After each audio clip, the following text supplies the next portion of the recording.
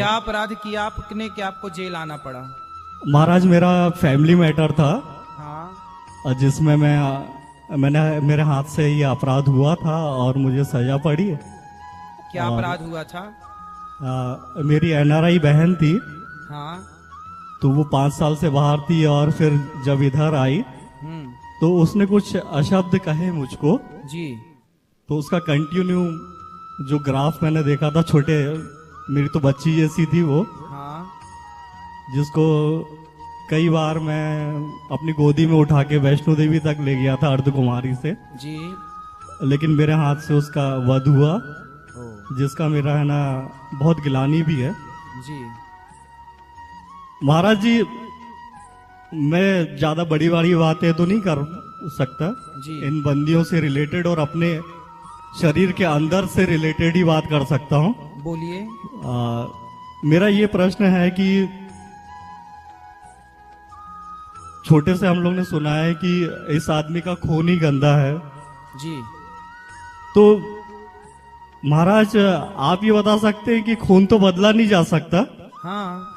लेकिन कहीं ना कहीं इसको स्वच्छ या इसकी गुणवत्ता को प्लस तो करा जा सकता है अपने कर्मों से। बिल्कुल किया जा सकता है।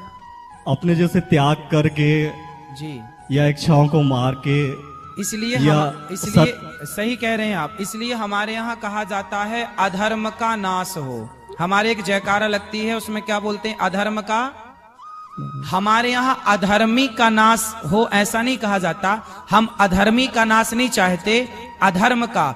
आपके अंदर जो गलत विचार हैं उन गलत विचारों का नाश हो और आप एक अच्छे विचार से भर जाएं। खून गंदा नहीं होता, विचार गंदे होते हैं। महाराज मैं छोटे से ही अपने पिताजी और माताजी को, खासतौर से पिताजी को आदर्श मानता था और अभी भी मानता हूँ जी। और प्रत्येक है ना सर बालक है ना इस चीज का अनुसरण करता है जी। उनकी एक एक चीज को मैं सत्य मानते हुए जी। सत्य के मार्ग में ही आज तक चला हूँ सर। बिल्कुल चलते रहिएगा। आपने जो अपराध किया है उस अपराध का आपने दंड भी पाया, लेकिन अब से भगवान की ही चिंतन, भगवान का ही चिंतन कीजिए। लेकिन महाराज सत्य के मार्ग में चलते चलते हाँ बहुत कष्ट झेलना पड़ता है, लेकिन उसके बाद भी अडिग रहता हूँ मैं यहाँ पे भी। हाँ, अडिग तो रहना ही है। सत्य के राह पर चलने वाले राम जी सत्य के मार्ग पर चलते थे, इसलिए तो उन्हें वनवास भी जाना पड़ा। वरना क्या गलती थी राम जी की?